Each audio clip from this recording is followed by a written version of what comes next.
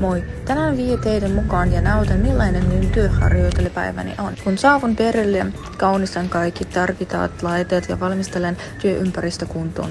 On tärkeää, että kaikki toimii sujuvasti ennen kuin päivät lähti kunnolla käyntiin.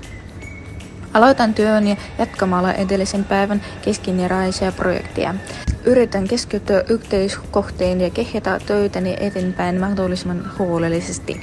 Päivän aikana kohtaan myös asiakkaita ja asiakaspalvelu on iso osa työntäni.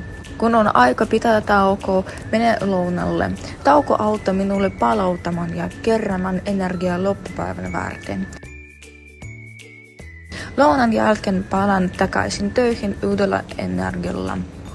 Jatkan tehtäväni, viimeistelen projekteja ja huolehdin sitä, että kaikki syy suunnitelmien mukaan.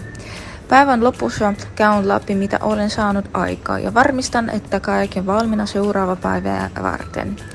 Sen jälkeen voin hyvällä mielellä lähteä kotiin. Kiitos kun olitte mukaan minun päivänssäni.